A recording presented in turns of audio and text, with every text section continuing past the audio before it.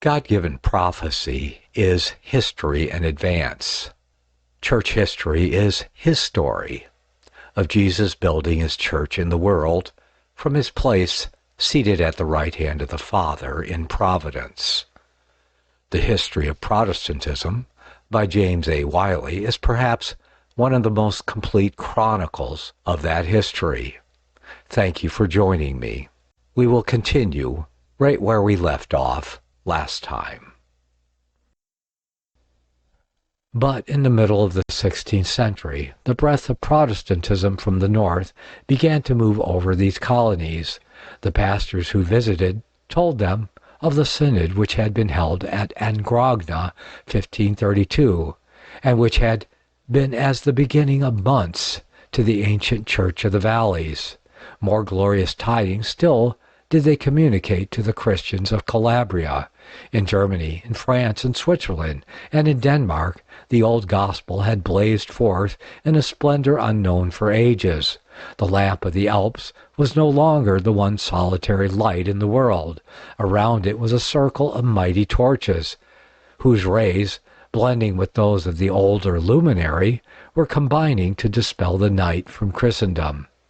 At the hearing of these stupendous things, their spirit revived. Their past conformity appeared to them like cowardice. They, too, would take part in the great work of the emancipation of the nations by making open confession of the faith. And no longer content with the mere visit of a pastor, they petitioned the Mother Church to send them one who might openly discharge amongst them the office of the holy ministry. There was at that time a young minister at Geneva, a native of Italy, and him the Church of the Valleys designated to the perilous but honorable post. His name was John Louis Pascal. He was a native of Cauni in the plain of Piedmont, by birth a Romanist. His first profession was that of arms, but from a knight of the sword he had become, like Loyola, but in a truer sense, a Knight of the Cross. He had just completed his theological studies at Lausanne. He was betrothed to a young Piedmont Protestant, Camilla Gorina. Alas, she sorrowfully exclaimed, when he intimated to her his departure for Calabria, so near to Rome and so far from me. They parted never more to meet on earth.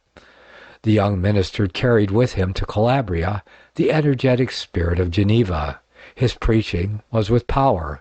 The zeal and courage of the Calabrian flock revived, and the light formerly hid under a bushel was now openly displayed. Its splendor attracted the ignorance and woke the fanaticism of the region.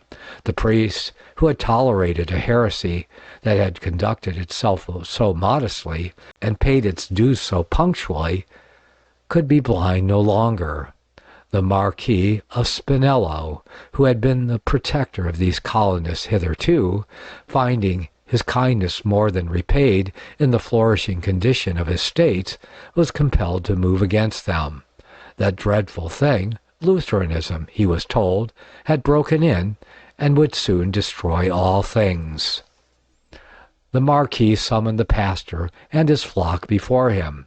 After a few moments' address from Pascal, the Marquis dismissed the members of the congregation with a sharp reprimand, but the pastor he threw into the dungeons of Foscalda. The bishop of the diocese next took the matter into his own hands and removed Pascal to the prison of Cosenza, where he remained shut up during 8 months. The Pope heard of the case and delegated Cardinal Alexandrini, Inquisitor General, to extinguish the heresy in the kingdom of Naples. Alexandrini ordered Pascal to be removed to the castle of Cosenza and conducted to Naples. On the journey he was subjected to terrible sufferings, chained to a gang of prisoners, the handcuffs so tight that they entered the flesh. He spent many days on the road, sleeping at night on the bare earth, which was exchanged on his arrival at Naples for a deep, damp dungeon, the stench of which almost suffocated him. On the 16th of May, 1560, Pascal was taken in chains to Rome and imprisoned in the Torre di Nona, where he was thrust into a cell not less noisome than that which he had occupied at Naples. His brother, Bartolomeo, having obtained letters of recommendation, came from Coney to procure, if possible, some mitigation of his fate. The interview between the two brothers, as told by Bartolomeo, was most affecting. It was quite hideous to see him, says he, with his bare head and his hands and arms lacerated by the small cords with which he was bound, like one about to be led to the gibbet. On advancing to embrace him, I sank to the ground. My brother, said he, if you are a Christian, why do you distress yourselves? Do you know that a leaf cannot fall to the ground without the will of God? Comfort yourself in Jesus Christ, for the present troubles are not worthy to be compared with the glory to come. His brother, a Romanist, offered him half of his fortune if only he would recant and save his life. Even this token of affection could not move him. "Oh, my brother," said he, "the danger in which you are involved gives me more distress than all that I suffer." He wrote to his affianced bride with a pen which, if it softened the picture of his own great sufferings, freely expressed the affection he bore for her, which grows, he said, with what I feel for God. Nor was he unmindful of his flock at Calabria. "My state is this," says he in a letter which he addressed to them. "I feel my joy increases every day as I approach nearer the hour in which I shall be offered a sweet-smelling sacrifice to the Lord Jesus Christ, my faithful Savior. Yea, so inexpressible is my joy that I seem to myself to be free from captivity, and am prepared to die for Christ, and not only once, but 10,000 times if it were possible. Nevertheless, I persevere in imploring the divine assistance by prayer, for I am convinced that man is a miserable creature when left to himself, and not upheld and directed by God." Chapter 9. Extinction of the Waldenses in Calabria. Arrival of inquisitors in Calabria. Flight of the inhabitants to San Sexto. Pursued and destroyed. LaGuardia. Its citizens seized. Their tortures. Horrible butchery. The Calabrian colony exterminated. Louis Pascal. His condemnation. The castle of St. Angelo. The Pope, cardinals, and citizens. The martyr. His last words. His execution. His tomb. Leaving the martyr for a while in the dungeon at Rome, we shall return to his flock at Calabria, on whom the storm which we saw gathering had burst in terrific violence. When it was known that Protestant ministers had been sent from Geneva to the Waldensian churches in Calabria, the Inquisitor General, as already mentioned, and 2 Dominican monks, Valerio Malvicino and Alfonso Urbino, were dispatched by the Sacred College to reduce these churches to the obedience of the Papal See, or trample them out. They arrived at San Sexto, and assembling the inhabitants, they assured them that no harm was intended to them, if they would only dismiss their Lutheran teachers and come to Mass. The bell was rung for the celebration of the sacrament, but the citizens, instead of attending the service, left the town in a body, and retired to a neighboring wood. Concealing their chagrin, the inquisitors departed from San Sexto and set out for LaGuardia, the gates of which they locked behind them when they had entered, to prevent a second flight.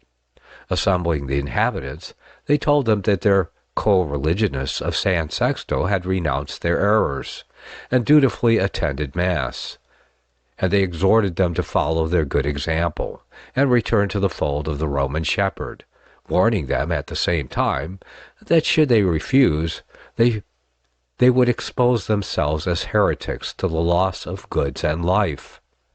The poor people were taken unawares, and believing what was told them, consented to hear Mass. But no sooner was the ceremony ended, and the gates of the town opened, than they learned the deceit which had been practiced upon them. Indignant, and at the same time ashamed of their own weakness, they resolved to leave the place in a body, and join their brethren in the woods, but were withheld from their purpose by the persuasion and promises of their feudal superior, Spinello. The Inquisitor General, Alexandrini, now made request for 2 companies of men at arms to enable him to execute his mission. The aid requested was instantly given, and the soldiers were sent in pursuit of the inhabitants of San Sexto, tracking them to their hiding places, in the thickets and in the caves of the mountains. They slaughtered many of them.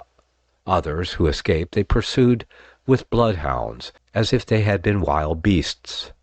Some of these fugitives scaled the craggy summits of the Apennines, and hurling down the stones on the soldiers who attempted to follow them, compelled them to desist from the pursuit. Alexandrini dispatched a messenger to Naples for more troops to quell what he had called the rebellion of the Vaudois.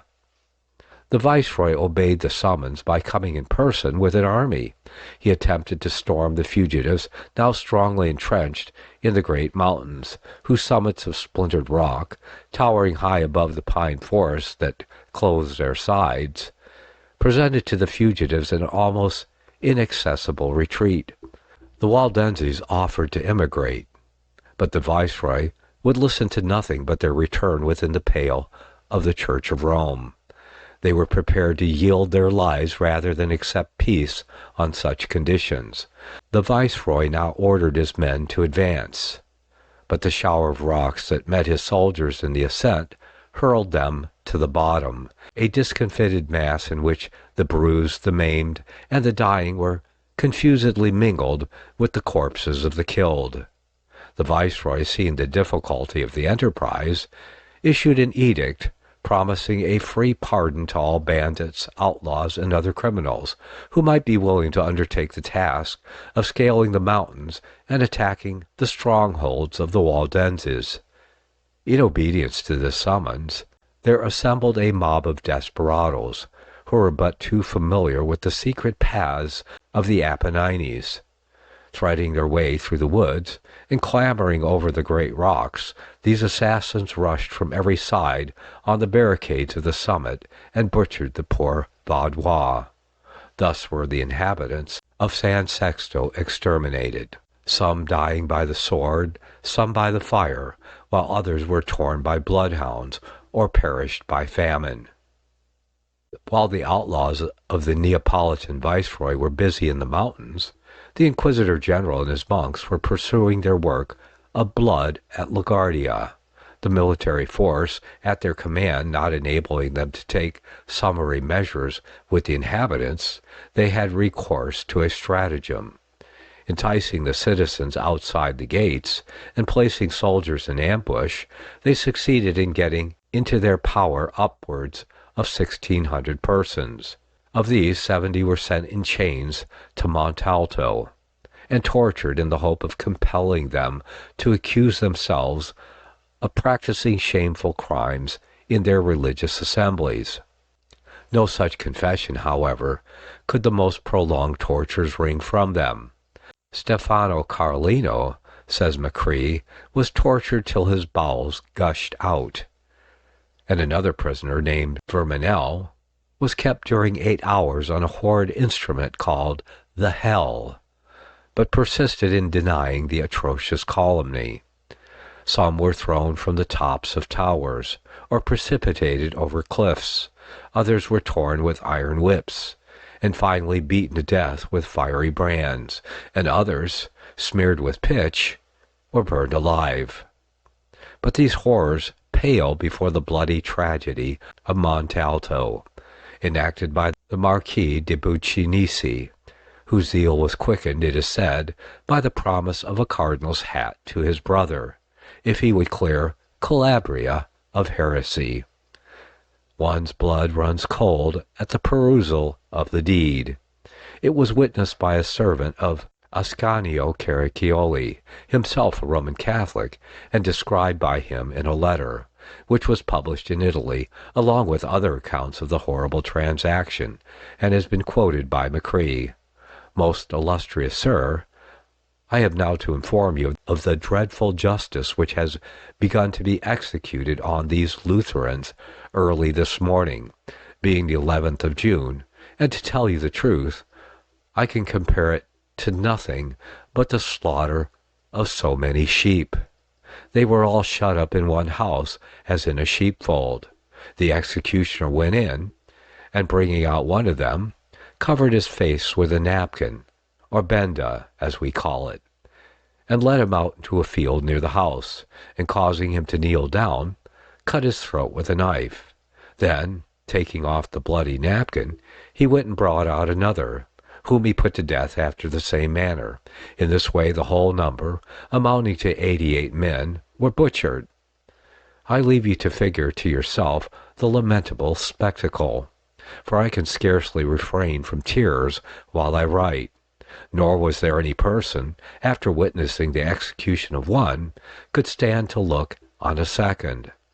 The meekness and patience with which they went to martyrdom and death are incredible. Some of them, after death, professed themselves of the same faith with us, but the greater part died in their cursed obstinacy. All of the old met their death with cheerfulness, but the young exhibited symptoms of fear. I shall shudder while I think of the executioner with the bloody knife in his teeth, the dripping napkin in his hand, and his arms besmeared with gore, going to the house and taking out one victim after another, just as a butcher does the sheep which he means to kill. Their bodies were quartered and stuck up on pikes along the high road leading from Montalto to Chateau Villars, a distance of 36 miles. Numbers of men and women were burned alive. Many were drafted off to the Spanish galleys. Some made their submission to Rome, and a few, escaping from the scene of these horrors, reached, after infinite toil, their native valleys, to tell that the once flourishing Waldensian colony and church in Calabria no longer existed, and that they only had been left to carry tidings to their brethren of its utter extermination. Meanwhile, preparations had been made at Rome for the trial of Jean-Louis Pascal. On the 8th of September, 1560, he was brought out of his prison, conducted to the Convent de la Minerva, and cited before the papal tribunal. He confessed his Savior, and with a serenity to which the countenances of his judges were strangers, he listened to the sentence of death, which was carried into execution on the following day. Standing upon the summit of the Janiculum Mount, vast crowds could witness the spectacle. In front of the Campagna spreads out its once glorious but now desolated bosom, and winding through it like a thread of gold is seen the Tiber, while the Apennines, sweeping round it in craggy grandeur, enclose it like a vast wall. Immediately beneath, her domes and monuments and palaces standing, with an air that seems to say, I sit a queen, is the city of Rome. Yonder, asserting an easy supremacy amid the other fabrics of the eternal city, is the sacred and riven, yet titanic form of the Colosseum, with its stains of early Christian blood uncleansed. By its side, the partner of its guilt and doom, lies the Palatine, once the palace of the world's master, now a low mound of ruins, with its row of melancholy cypresses, the only mourners on that side of vanished glory and fallen empire. Nearer, burning in the midday sun, is the proud cupola of St. Peter's, flanked on the one side by the buildings of the Inquisition, on the other by the huge mole of Hadrian, beneath whose gloomy ramparts the Tiber rolls sluggishly and sullenly along. But what shout is this which we hear? Why does Rome keep holiday? Why do all her bells ring? Lo, from every street and piazza eager crowds rush forth, and uniting in one overwhelming and surging stream, they are seen rolling across the bridge of St. Angelo and pressing in at the gates of the old fortress, which are thrown wide open to admit this mass of human beings. Entering the courtyard of the old castle, an imposing sight meets the eye. What a confluence of ranks, dignities, and grandeurs! In the center is placed a chair, the emblazonry of which tells us that it claims to rise in authority and dignity over the throne of kings.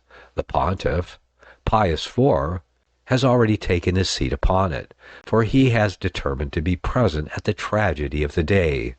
Behind his chair, in scarlet robes, are his cardinals and councillors, with many dignitaries besides in mitres and cowls, fanged in circles, according to their place in the papal body. Behind the ecclesiastics are seated, row on row, the nobility and beauty of Rome. Plumes wave, stars gleam, and seem to mock the frock and cowls gathered near them, whose wearers, however, would not exchange these mystic garments for all the bravery that blazes around them. The vast sweep of the court of St. Angelo is densely occupied. Its ample floor is covered from end to end with a closely wedged mass of citizens who have come to see the spectacle. In the center of the throng, rising a little way over the sea of human heads, is seen a scaffold with an iron stake, and beside it a bundle of faggots. A slight movement begins to be perceptible in the crowd beside the gate. Someone is entering. The next moment a storm of hissing and execration salutes the ear. It is plain that the person who has just made his entrance is the object of universal dislike. The clank of irons on the stone floor of the court as he comes forward tells how heavily his limbs are loaded with fetters. He is still young, but his face is pale and haggard with suffering. He lifts his eyes, and with countenance undismayed surveys the vast assembly, and the dismal apparatus that stands in the midst of it, waiting for its victim. There sits a calm courage on his brow.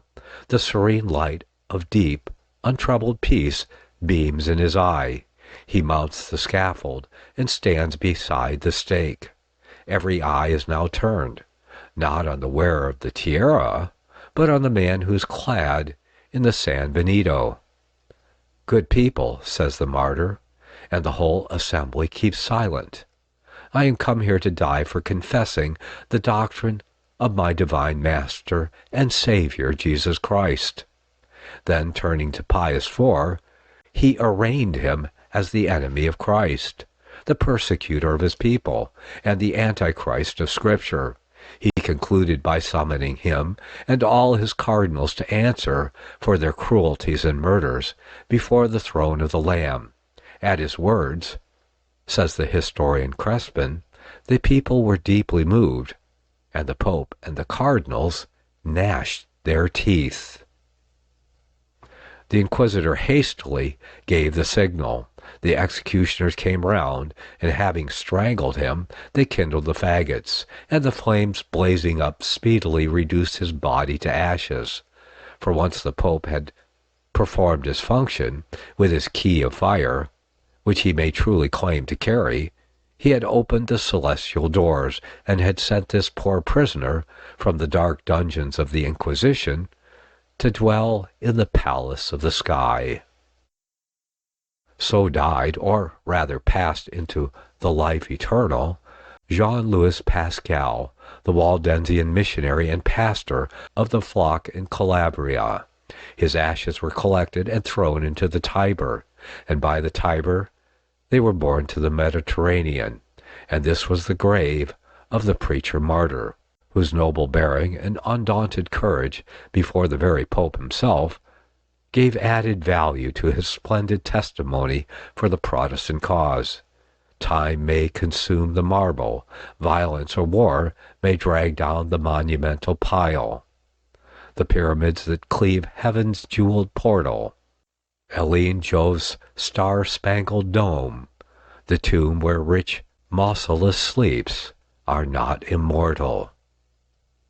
But the tomb of the far-sounding sea, to which the ashes of Pascal were committed, with a final display of impotent rage, was indeed a nobler mausoleum than ever Rome raised to any of her pontiffs, and it will remain through all the ages, until time shall be no more.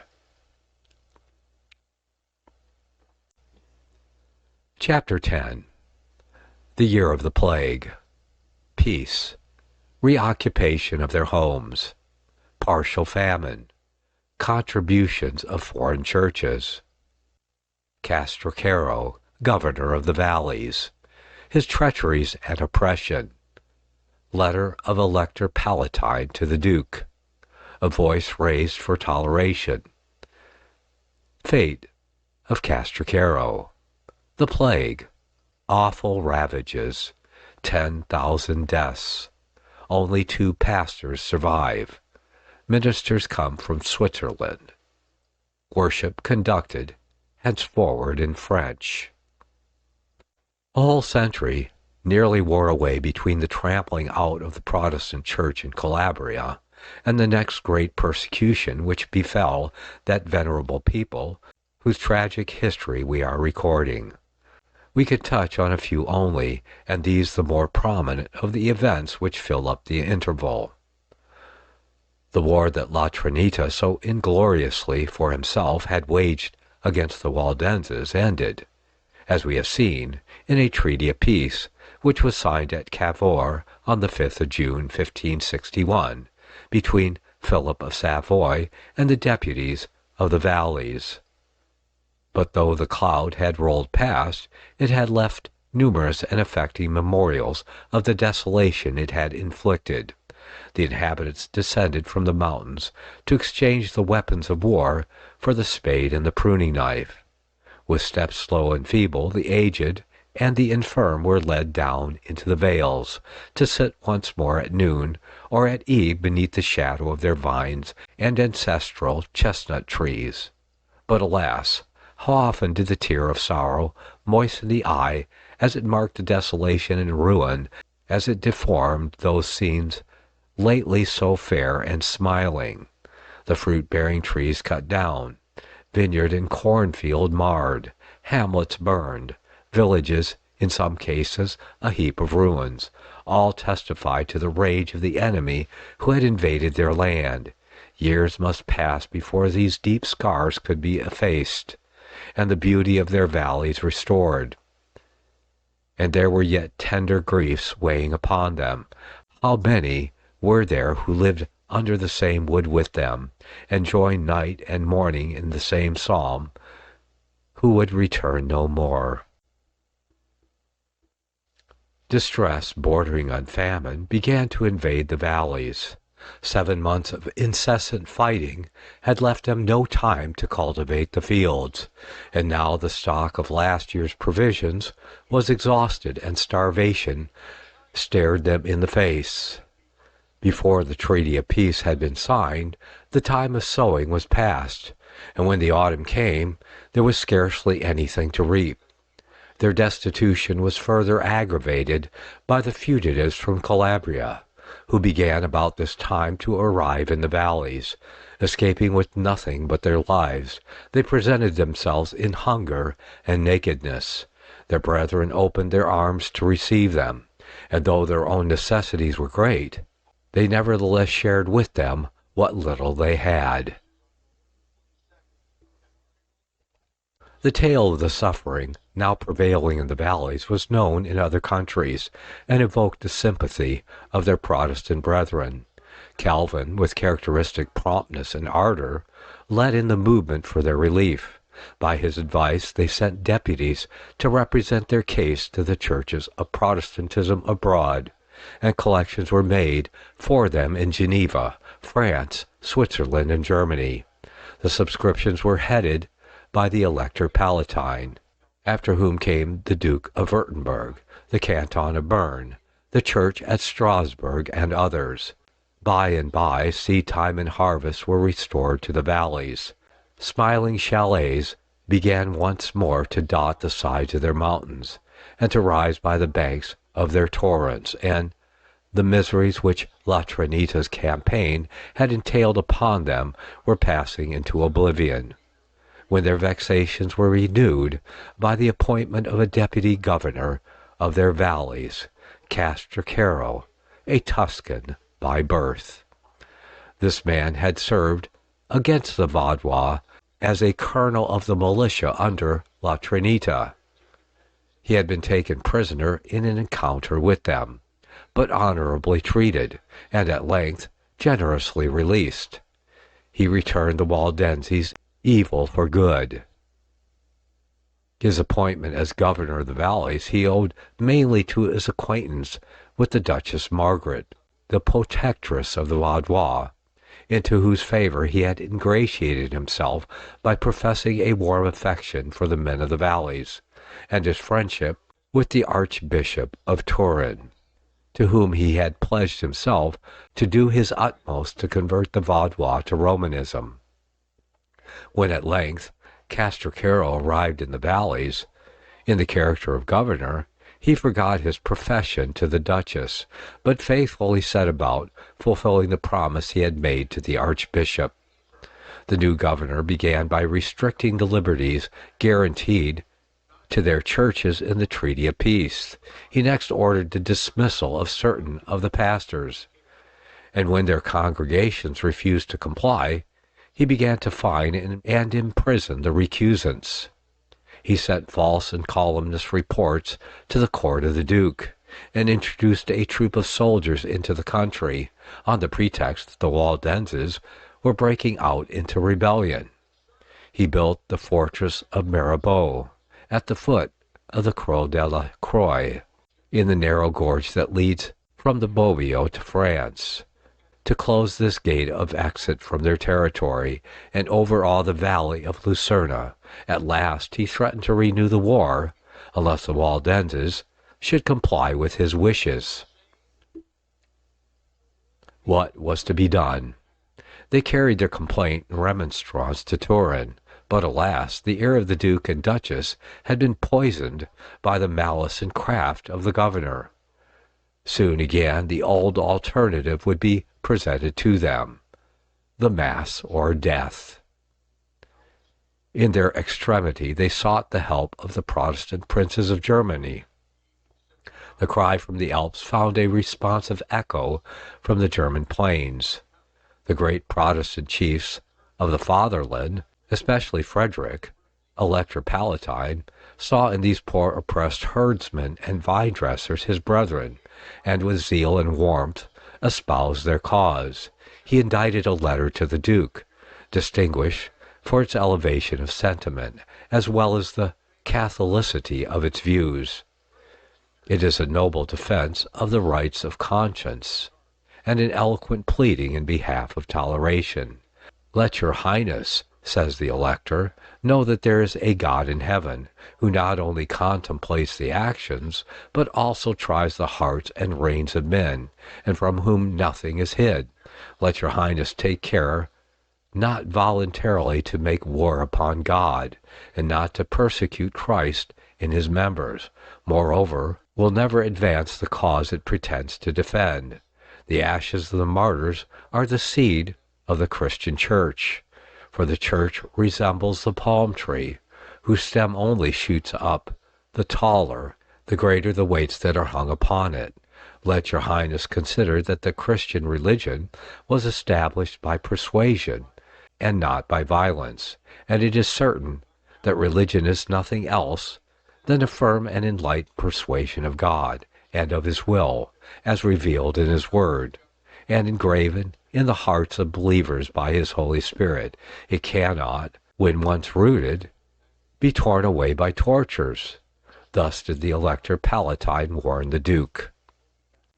These remarkable words, when we think that they were written in the middle of the 16th century, we question whether our own age could express itself more justly on the subject of the rights of conscience, the spirituality of religion, and the impolicy as well as the criminality of persecution.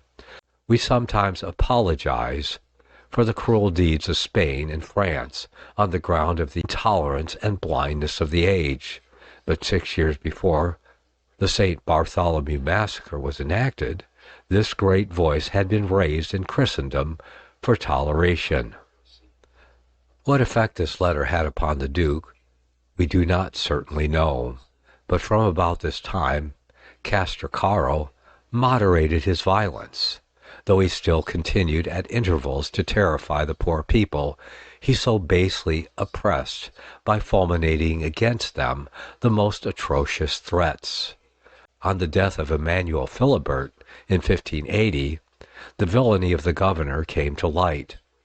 The young Duke Charles Emmanuel ordered his arrest, but the execution of it was a matter of difficulty, for Castracaro had entrenched himself in the castle of La Torre, and surrounded himself with a band of desperadoes, to which he had added, for his yet greater defense, a pack of ferocious bloodhounds of unusual size and strength.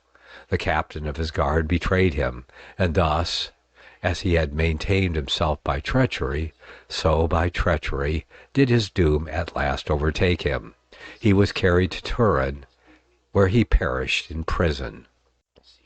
Famine, persecution, and war, all three sometimes in succession and sometimes together, had afflicted this much enduring people, but now they were visited from the hand of God.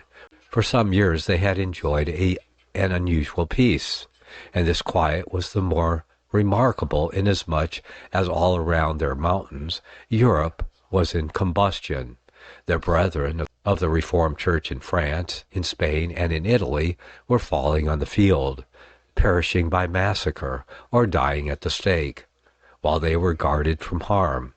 But now a new calamity carried gloom and mourning into their valleys. On the morning of the 23rd of August, 1629, a cloud of unusual blackness gathered on the summit of the Col Julien. It burst in a water spout or deluge. The torrents rolled down the mountain on both sides, and the villages of Bobbio and Preli, situated the one in the southern and the other in the northern valley, were overflown by the sudden inundation. Many of the houses were swept away, and the inhabitants had barely time to save their lives by flight. In September of the same year, there came an icy wind, accompanied by a dry cloud, which scathed their valleys and destroyed the crop of the chestnut tree. There followed a second deluge of rain, which completely ruined the vintage. These calamities were the more grievous inasmuch as they succeeded a year of partial famine. The Vaudois pastors assembled in solemn synod to humble themselves and to lift up their voices in prayer to God. Little did they imagine that at that moment a still heavier calamity hung over them, and that was the last time they were ever to meet again on earth. In 1630, a French army, under Marshal Schomberg, suddenly occupied the valleys. Among them many volunteers had made their escape from a virulent disease then raging in France. The weather was hot, and the seeds of the pestilence, which the army had brought with it, speedily developed. The plague showed itself in the first week of May in the valley of Perosa. It next broke out in the more northern valley of Martino, and soon it spread throughout all the valleys. The pastors met together to supplicate the Almighty, and to concert practical measures for checking the ravages of this mysterious and terrible scourge.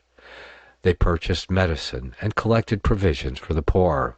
They visited the sick, consoled the dying, and preached in the open air to crowds, solemnized and eager to listen.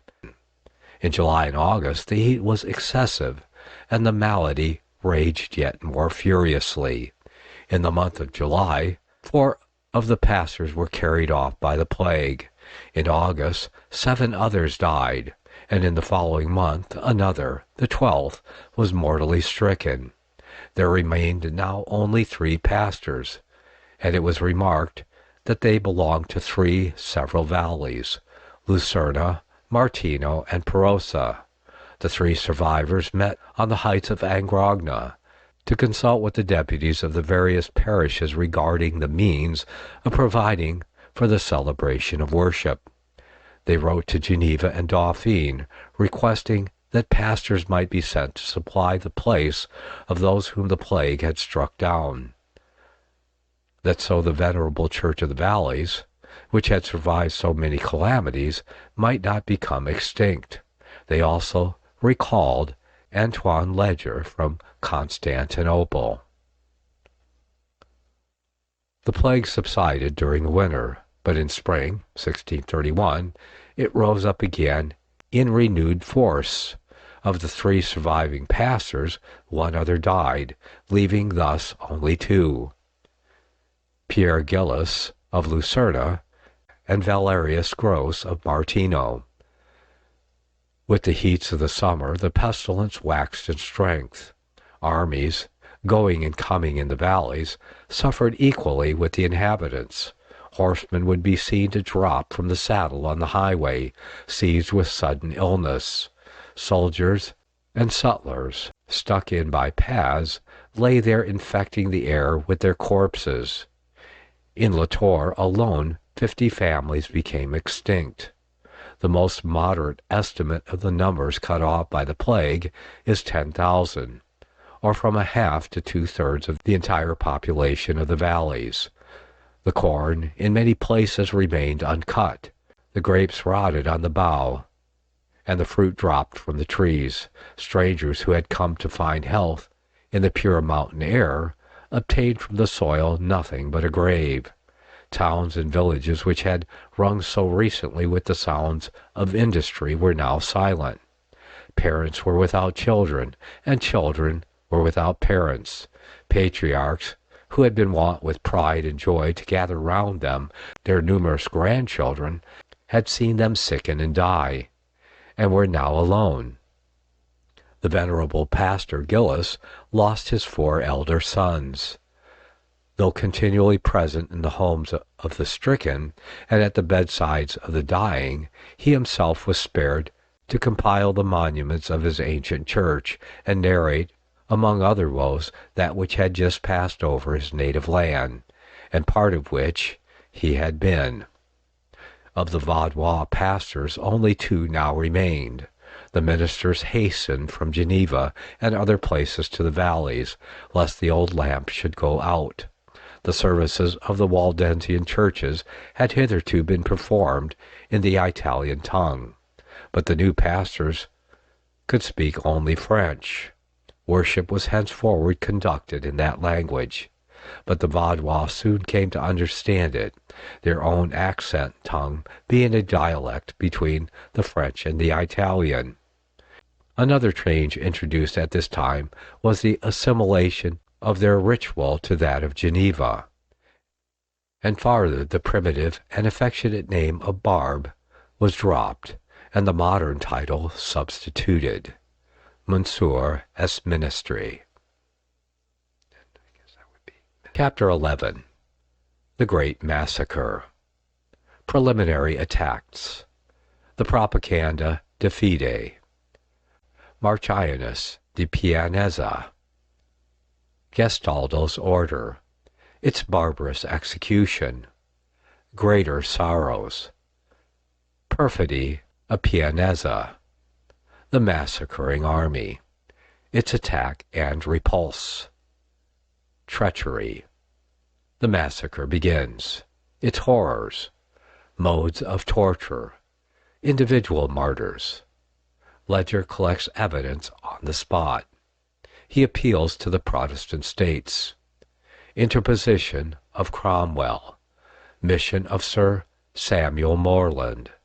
A martyr's monument. The first labor of the Waldenses, upon the departure of the plague, was the reorganization of society.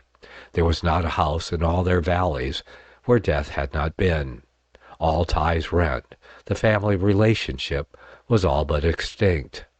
But the destroyer being gone, the scattered inhabitants began to draw together and to join hand in heart in restoring the ruined churches, raising up the fallen habitations, and renewing the family and home.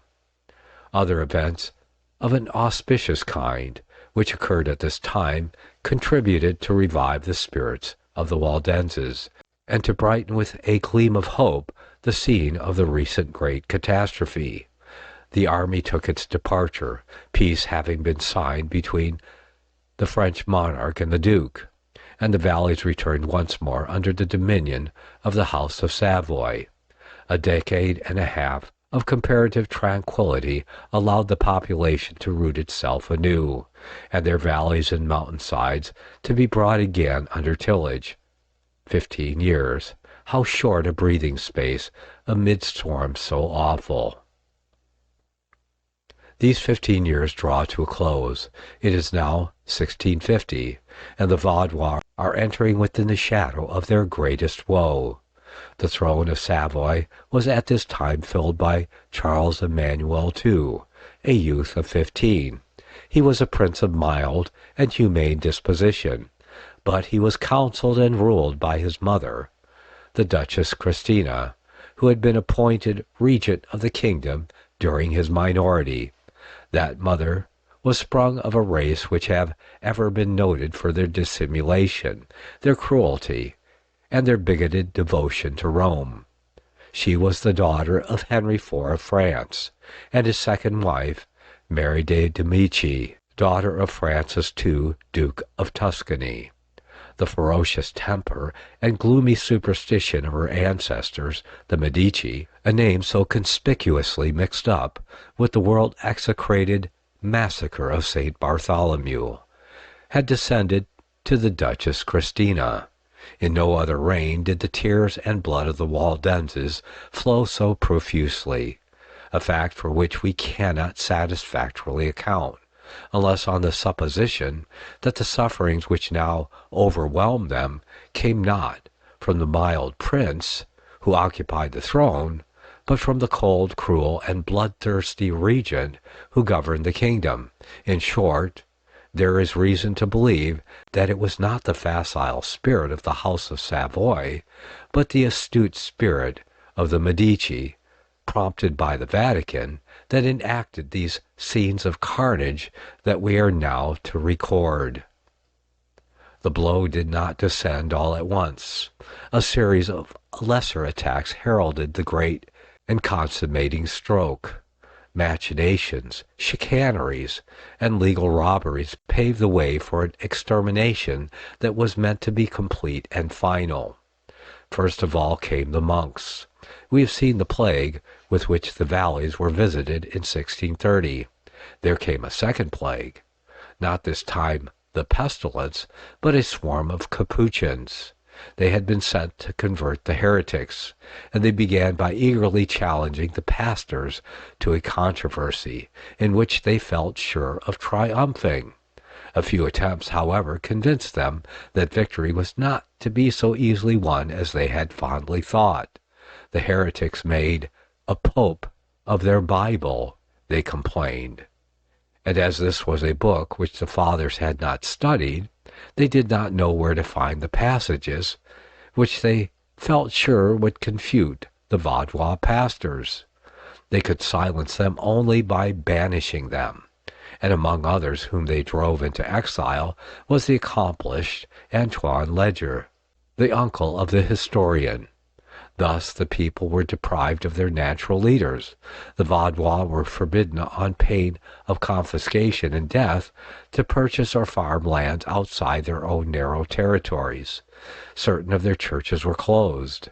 Their territory was converted into a prison by an order forbidding them to cross the frontier even for a few hours unless on fair days. The holy Protestant communities of Bobbio, Villaro, and Grogna and Bora were ordered to maintain each a mission of Capuchins, and foreign Protestants were interdicted from settling in the valleys under pain of death, and a fine of 1,000 gold crowns upon the communes that should receive them. This law was leveled against their pastors, who, since the plague, were mostly French or Swiss. It was hoped that in a few years the Vaudois would be without ministers.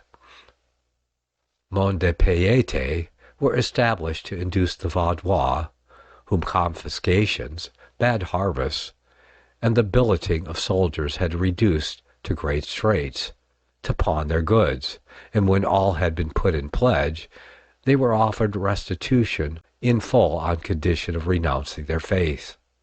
Dowries were promised to the young maidens on the same terms. These various arts had a success surprisingly small. Some dozen of Waldensian perverts were added to the Roman Church.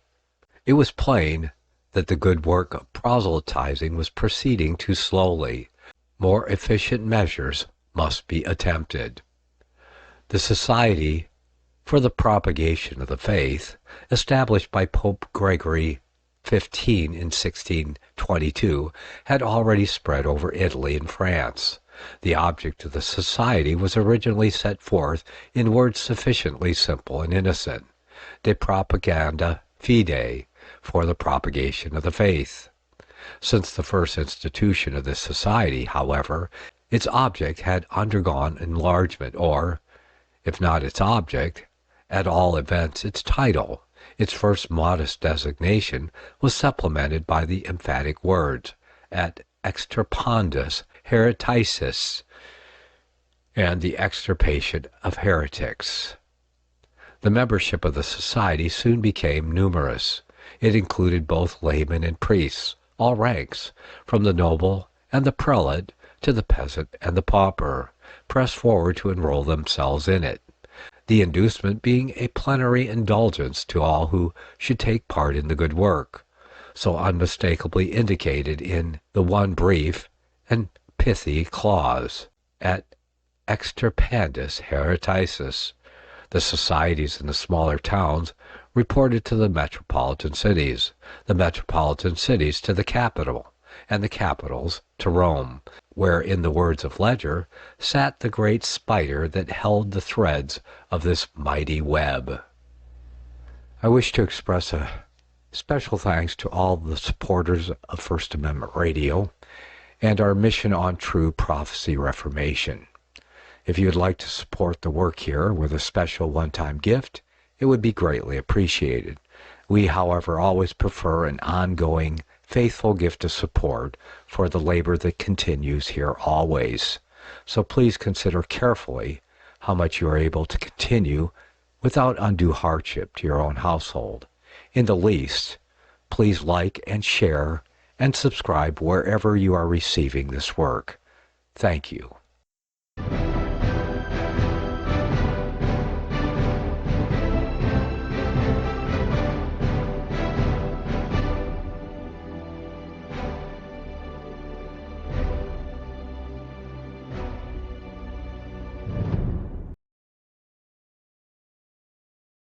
Secrets of the Rapture.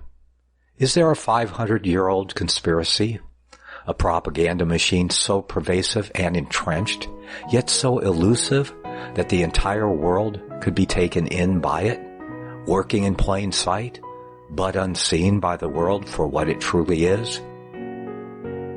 If prophecy is God-given history in advance, why does the prophecy that has conquered the age also exclude nearly 2,000 years of history? What is it that they are afraid that the light of history will reveal? To understand our place and time in prophecy, we must look in history for an interpretation, that which stands the test of time, that which agrees with the Word of God, and history has proven to be true. When cunning fables and fearful speculations are removed from our sight, then we may clearly see what is truly expressed in Bible prophecy, both that which has been fulfilled and that which has yet to come. God's express word is the sword that must be wielded to remove the scales from the eyes and dispel the darkness of deceitful conjecture. Secrets of the Rapture was written to expose that which the spirit of the age has conjured out of the darkness to blind the eyes of the church in the world today.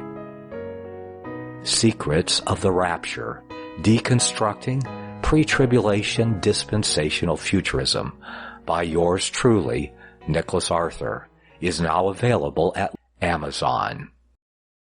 Secrets of the Rapture,